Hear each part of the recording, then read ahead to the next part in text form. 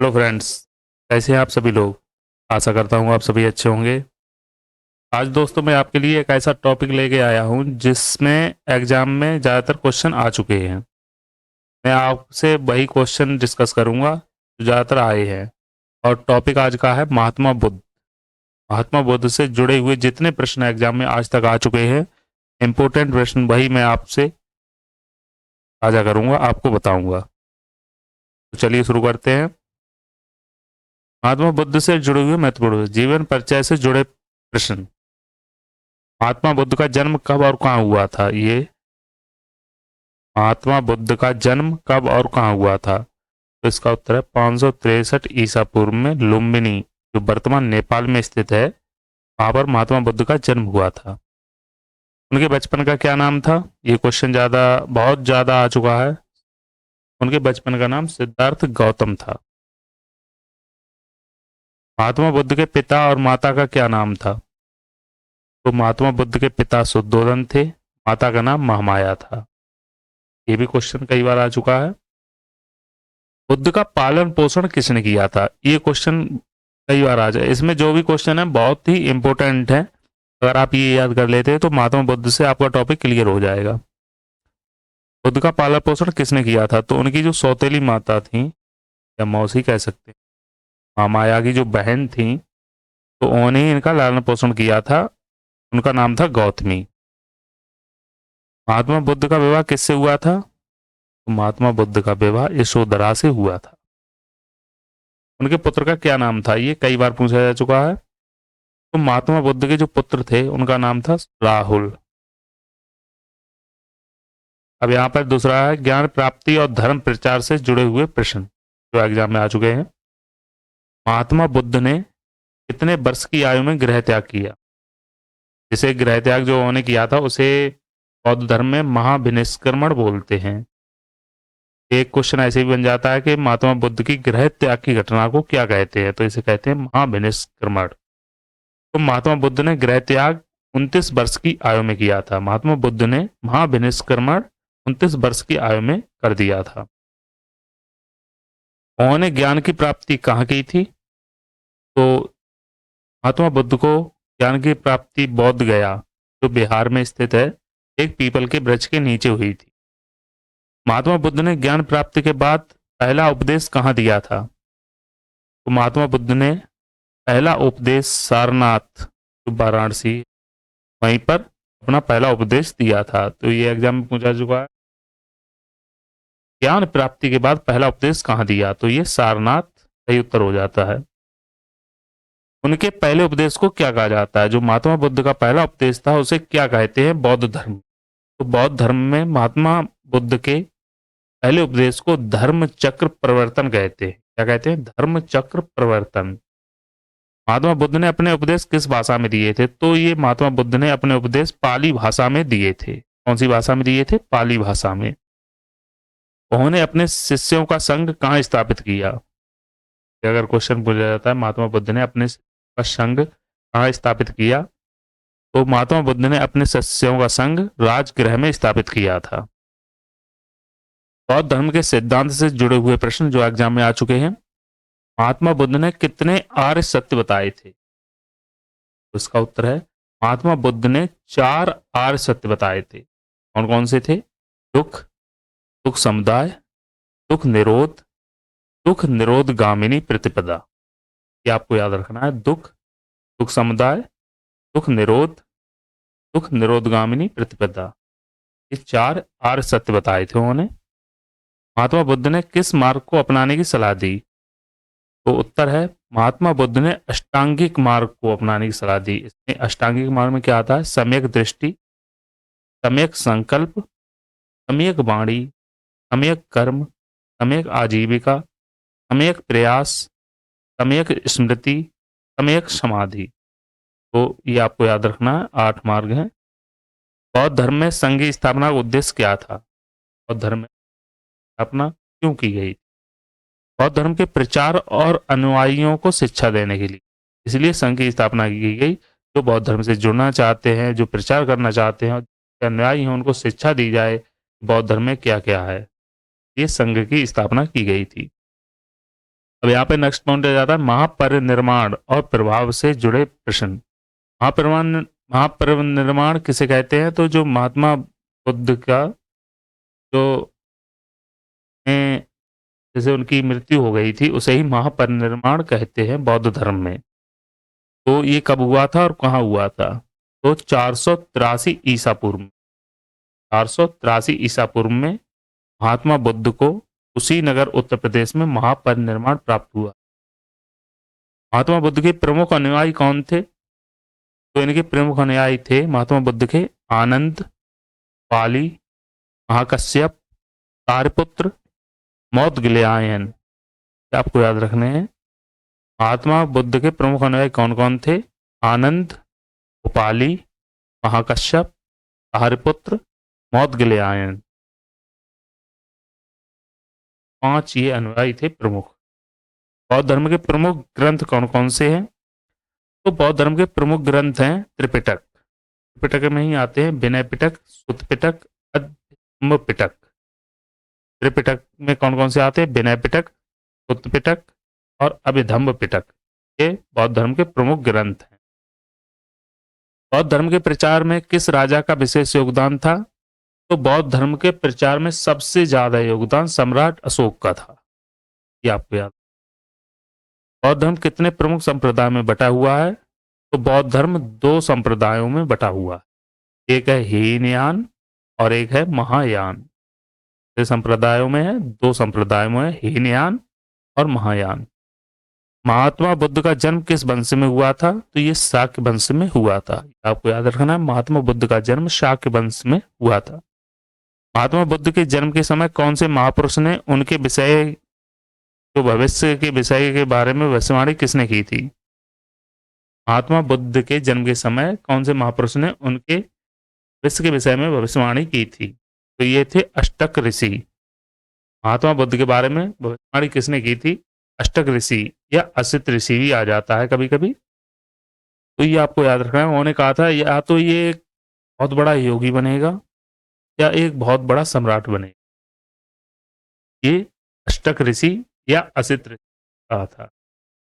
सिद्धार्थ गौतम ने पहली बार संसार के दुखों को कब देखा? गौतम जो थे उनका बचपन का नाम सिद्धार्थ था। तो उन्हें संसार के दुखों को कब देखा? जब वे नगर भ्रमण के दौरान निकले तो उन्हें 4 चीजें देखी।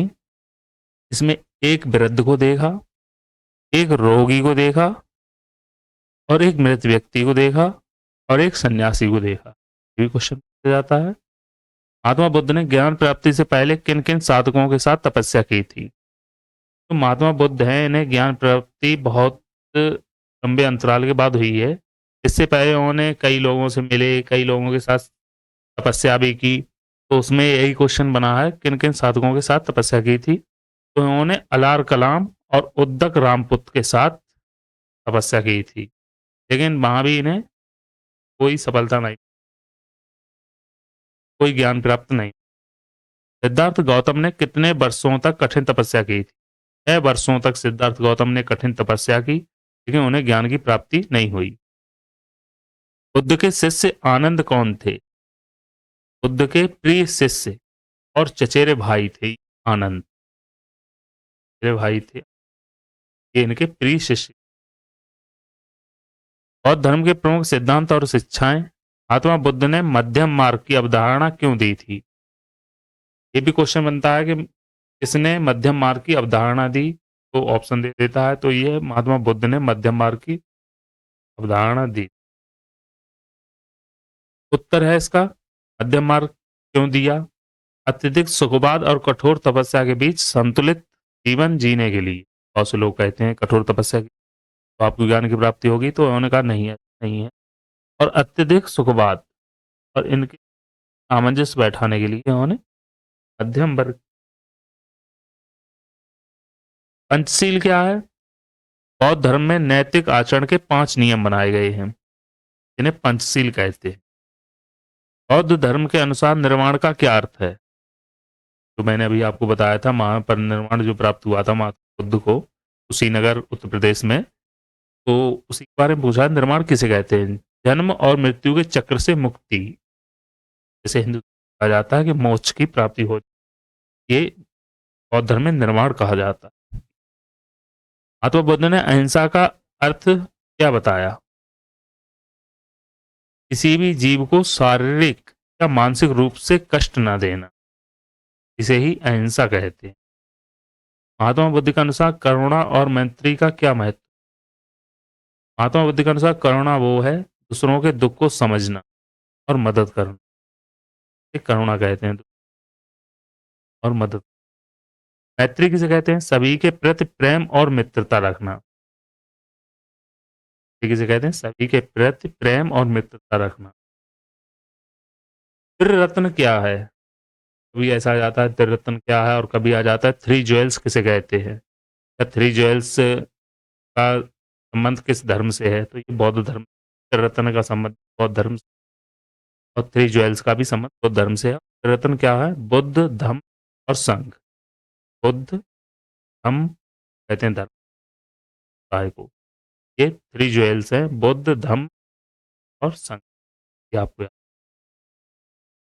बौद्ध धर्म ग्रंथ और साहित्य से जुड़े त्रिपिटक के कौन कौन से भाग होते हैं? त्रिपिटक के मैं आपको पहले ही बता चुका हूँ, विनय पिटक होता है, इसमें भिक्षुओं के नियम है। आपसे विनय पिटक इसके बारे में, तो ये भिक्षुओं के बारे में है, के लिए नियम बनाए गए हैं। सुत्त पिटक बुद्ध के उपदेश हैं, सुत्त पिटक में बुद्ध के उपदेश हैं। अभिधम्म पिटक, इसमें बौद्ध दर्शन और मनोविज्ञान के बारे में है। अभिधम्म पिटक में बौद्ध दर्शन और विज्ञान के बारे में। जातक कथाएं क्या हैं? बुद्ध के पूर्व जन्मों की कथाएं, पूर्व जन्मों की जातक कथा कहते हैं। दीघ निकाय क्या है? बौद्ध ग्रंथों में महत्वपूर्ण उपदेशों का संकलन। क्या है? बौद्ध ग्रंथों में जो उपदेश हैं का जो संकलन किया गया उसे दीघ निकाय कहते हैं।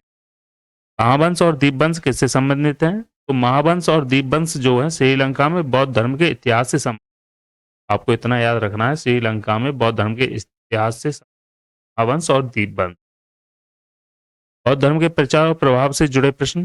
बौद्ध धर्म के प्रचार के लिए सम्राट अशोक ने किन किन देशों में मिशन भेजे? तो बौद्ध धर्म का सबसे ज्यादा प्रचार सम्राट अशोक ने किया, मैं आपको पहले ही बता चुका हूं। तो उन्होंने श्रीलंका, म्यांमार, थाईलैंड, अफगानिस्तान और मिस्र में उन्हें मिशन भेजे। श्रीलंका, म्यांमार, थाईलैंड, अफगानिस्तान और मिस्र, और भी कई देशों में भेजे, लेकिन जो महत्वपूर्ण देश हैं वो यही हैं, श्रीलंका, म्यांमार, थाईलैंड, अफगानिस्तान और मिस्र। अशोक के पुत्र और पुत्री ने कहाँ बौद्ध धर्म का प्रचार किया? ये भी क्वेश्चन बहुत बार पूछा जाता है। अशोक के पुत्र था महेंद्र और पुत्री का नाम था संघमित्रा। तो महेंद्र और संघमित्रा दोनों ने श्रीलंका में बौद्ध धर्म का प्रचार किया। अशोक के पुत्र महेंद्र, पुत्री संघमित्रा ने श्रीलंका में बौद्ध धर्म का प्रचार किया। बौद्ध धर्म की दो प्रमुख शाखाएं कौन सी हैं? हीनयान और महायान। बौद्ध धर्म की वज्रयान शाखा कहाँ विकसित हुई? अगर आपसे पूछा जाता है बौद्ध धर्म की वज्रयान शाखा कहाँ विकसित हुई, तो ये तिब्बत और मंगोलिया में हुई। तिब्बत और मंगोलिया में बौद्ध धर्म की वज्रयान शाखा विकसित हुई। भारत में बौद्ध धर्म का पुनर्जागरण कब हुआ?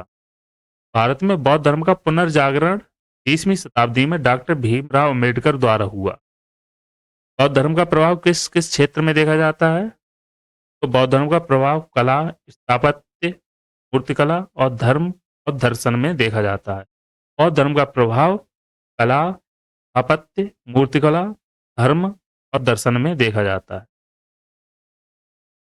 बौद्ध काल से जुड़े ऐतिहासिक प्रश्न के बारे में हम देख लेते हैं। किस भारतीय सम्राट को बुद्ध का सबसे बड़ा अनुयायी माना जाता है? सम्राट अशोक को माना जाता है, क्योंकि पुत्र महेंद्र और पुत्री संघमित्रा को ही इसने भेज दिया श्रीलंका में प्रचार करने के लिए। बौद्ध धर्म का प्रचार बहुत ज्यादा सम्राट अशोक नहीं करवाया। श्रीलंका, म्यांमार, अफगानिस्तान, मिस्र, कई देशों में प्रचार के लिए मिशन भी भेजे।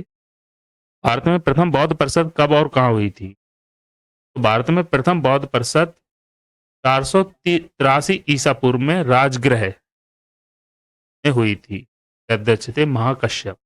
ये भी पूछा जाता है कि पहली जो बौद्ध परिषद हुई वो कहाँ हुई? वो राजगृह में हुई, 483 ईसा पूर्व में हुई, अध्यक्ष महाकश्यप। चौथी बौद्ध परिषद कहाँ हुई थी? चौथी बौद्ध परिषद 98 ईस्वी कुंडलवन जो कश्मीर में स्थित है वहां पर हुई थी। चौथी बौद्ध कुंडलवन कश्मीर में हुई थी। के अध्यक्ष थे वसुमित्र और संरक्षक थे कनिष्क राजा थे। महायान बौद्ध धर्म को किसने बढ़ावा दिया? तो महायान बौद्ध धर्म को सबसे ज्यादा बढ़ावा कनिष्क ने दिया। अजंता और एलोरा की गुफाएं किससे संबंधित हैं? ये बौद्ध धर्म से संबंधित है। अजंता और एलोरा की गुफा किससे संबंधित हैं? ये बौद्ध धर्म से संबंधित है। प्रसिद्ध बामयान बुद्ध प्रतिमाएं कहाँ स्थित थी? प्रसिद्ध बामयान बुद्ध प्रतिमाएं बहुत ही प्रसिद्ध की प्रतिमाएं तो ये कहाँ स्थित थी? ये अफगानिस्तान में स्थित थी। 2001 में तालिबान द्वारा नष्ट कर दी गई। तो आज की वीडियो में दोस्तों इतना ही। आगे भी बहुत इंपॉर्टेंट क्वेश्चन इसमें बचे हुए हैं। पार्ट 2 में मैं आपके लिए लेके आऊंगा। आज की वीडियो में इतना ही। वीडियो अच्छी लगी हो लाइक शेयर सब्सक्राइब जरूर करना और कमेंट जरूर करना।